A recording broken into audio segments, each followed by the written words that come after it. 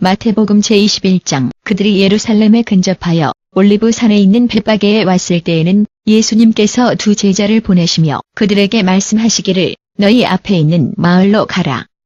그러면 즉시 너희는 한 나귀가 자신의 옆에 자신의 새끼 나귀와 함께 거기에 묶여있는 것을 발견할 것이니라. 그들을 풀어서 그들을 내게로 끌고 오너라. 만일 누군가가 너희에게 무언가를 말하면 주님께서 그것들을 필요로 하신다고 그에게 말해주어라. 그러면 그가 그것들을 곧 바로 보낼 것이니라. 이것은 선지자를 통해서 이야기된 것을 성취하기 위해 일어난 것이니라. 즉 시온의 딸에게 말하기를 보아라. 내 왕이 점잖게 나귀를 타고서 나귀의 새끼인 망아지를 타고서 내게로 오느니라. 제자들이 가서 예수님께서 자신들에게 이미 지시하신 대로 행하였더라. 그들이 나귀와 그 새끼를 끌고 와서 그들 위에다가 자신들의 옷을 놓았으니 예수님께서 그들 위에 앉으셨더라. 아주 상당한 군중이 도로 위에다가 자신들의 옷을 펼쳤고 반면에 다른 자들은 나무에서 가지들을 꺾어서 도로 위에다가 그것들을 펼쳤더라. 그분보다 앞에 가던 군중들과 따라가던 자들이 외치기를 다윗의 아드님께 호산나. 주님의 이름으로 오시는 분께서 찬미를 받으시도다. 가장 높은 곳에 호산나. 예수님께서 예루살렘에 들어가셨을 때에 온 도성이 흥분되어 묻기를 이분이 누구이신가? 군중들이 대답하기를 이분은 예수님이시며 갈릴리에 있는 나사렛 출신의 선지자의 시인이라. 예수님께서 성전 지역에 들어가시어 거기서 사고 팔고 있는 모든 자들을 내쫓으셨더라. 그분께서 돈을 교환하는 자들의 탁자들과 비둘기를 파는 사람들의 의자들을 뒤집어 엎으셨더라. 그분께서 그들에게 말씀하시기를 내 집은 기도의 집이라 불릴 것이니라고 기록되어 있느니라. 그러나 너희는 그것을 강도들의 소굴로 만들고 있느니라. 눈먼 자들과 절뚝거리는 자들이 성전에 계신 그분께 왔기에 그분께서 그들을 치유하셨더라. 그러나 대제사장들과 율법의 교사들이 그분께서 행하신 놀라운 일들과 그리고 아이들이 성전 지역에서 다윗의 아드님에게 호산나라고 소리치는 것을 보았을 때에 그들은 분개하였더라. 당신은 이 아이들이 말하고 있는 것을 듣느냐라고 그들이 그분께 물었더라. 예수님께서 답하시기를 그렇다. 아이들과 유아들의 입술로부터 당신께서 찬양을 이미 정하셨사옵니다라는 것을 너희는 결코 읽어본 적이 없느냐. 그래하여 그분께서 그들을 떠나시어 베다니를 향해 그 도성에서 나가셨는데 그곳에서 그분께서 밤을 보내셨더라. 이른 아침에 그분께서 도성을 향해 다시 자신의 길에 계실 때에 그분께서는 시장하셨더라. 도로 옆 한 무화과 나무를 보시고 그분께서 그곳으로 다가가셨으나 그곳에서 잎사귀 외에 아무것도 발견하지 못하셨더라. 그때 그분께서 그것을 향해 말씀하시기를 내가 결코 다시는 열매를 맺지 못하기를 원하노라. 즉시로 그 나무가 말라버렸더라. 제자들이 이것을 보았을 때에 그들은 놀랐더라. 어떻게 무화과 나무가 그렇게 빠르게 말랐사옵니까라고 그들이 물었더라. 예수님께서 답하시기를 내가 너희에게 진리를 말하노니 너희가 믿음을 갖고 있고 의심하지 않으면 너희는 무화과 나무에게 이루어진 것을 할 수 있을 뿐만 아니라 또한 너희는 이 산에게 가라 바다 속으로 너 자신을 던져라고 말할 수도 있느니라. 그러면 그것이 이루어질 것이니라. 만일 너희가 믿는다면 너희는 무엇이든 너희가 기도로 구하는 것을 받을 것이니라. 예수님께서 성전뜰에 들어가시어 그리하여 그분께서 가르치고 계실 때에 대제사장들과 백성들의 장로들이 그분께 왔더라. 무슨 권한으로 내가 이런 일들을 하고 있느냐라고 그들이 물었더라. 또 누가 너에게 이런 권한을 주었느냐? 예수님께서 답하시기를 나도 역시 너희에게 한 가지 질문을 물을 것이니라. 너희가 내게 대답하면 나도 너희에게 무슨 권한으로 내가 이런 일들을 행하고 있는지 말해줄 것이니라. 요한의 침례 그것이 어디로부터 왔느냐? 그것이 하늘로부터냐 아니면 사람으로부터냐?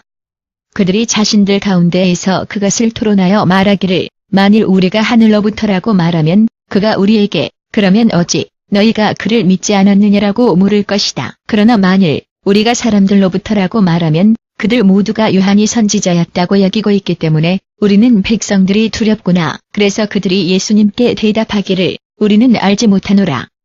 그때 그분께서 말씀하시기를 나도 무슨 권한으로 내가 이런 일들을 하는지를 너희에게 말하지 않을 것이니라. 너희는 어떻게 생각하느냐? 두 아들을 가진 어떤 사람이 있었느니라. 그가 첫째에게 가서 말하기를 아들아 오늘 포도원에 가서 일하라. 그가 대답하기를 나는 안 갈 것이옵니다. 그러나 나중에 그가 자신의 마음을 바꿔갔더라. 그런 후에 그 아버지가 다른 아들에게 가서 같은 것을 말하였느니라.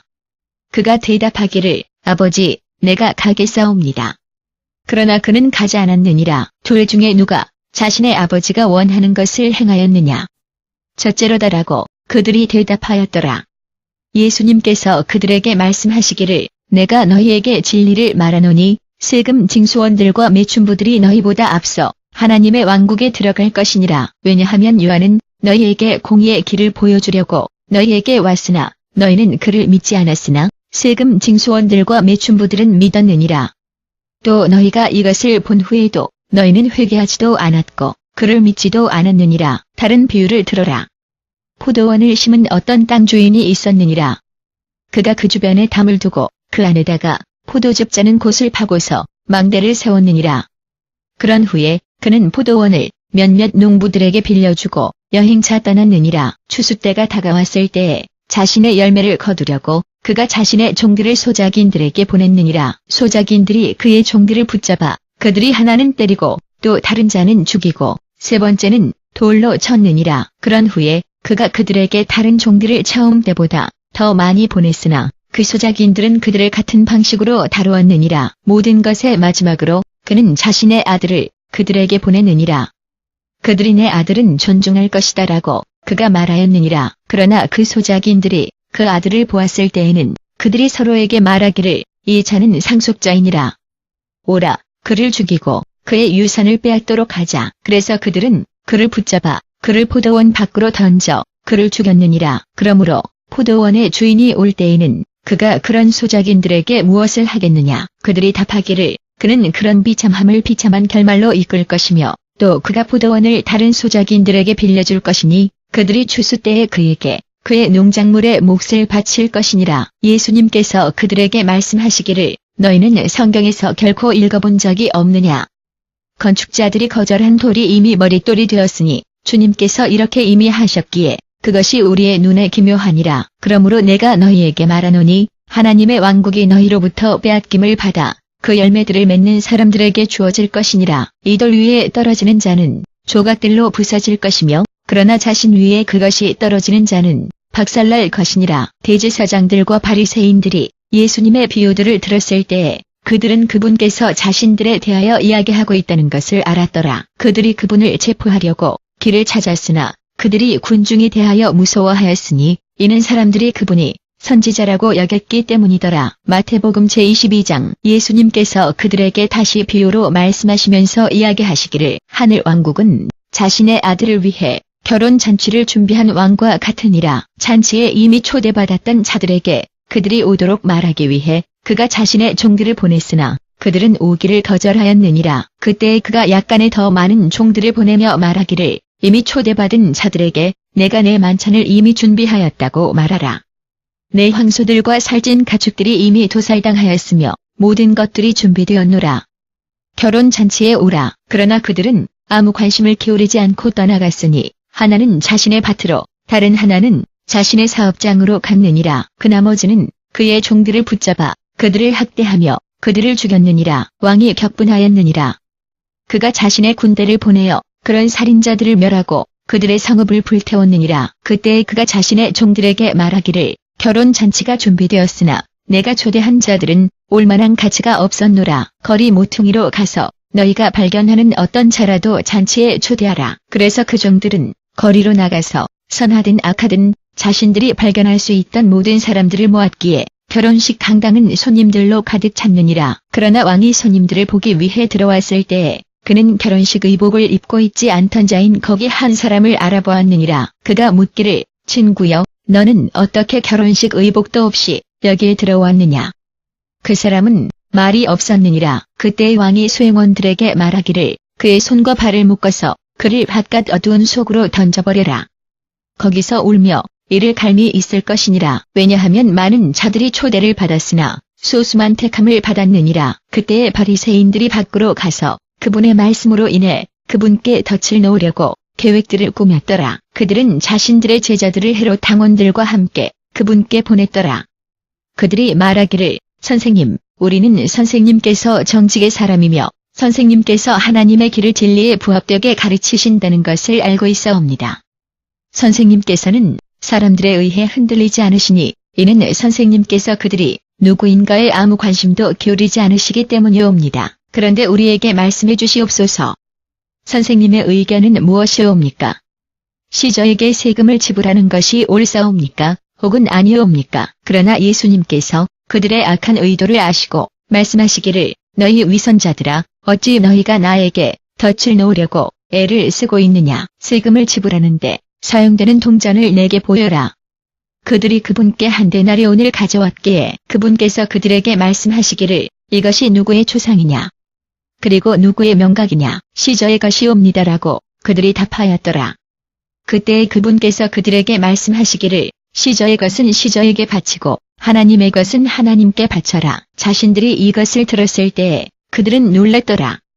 그래서 그들은 그분을 떠나 멀리 갔더라. 그 동일한 날에 부활이 없다고 말하는 사두개인들이 한 질문을 갖고서 그분께 왔더라. 그들이 말씀드리기를 선생님, 모세는 우리에게 만일 남자가 자식들을 갖지 못하고 죽으면 그의 형제가 그 과부와 결혼해야 하며 그를 위해 자식들을 가져야 한다고 말하였사옵니다. 한데 우리 가운데에 7 형제들이 있었사옵니다.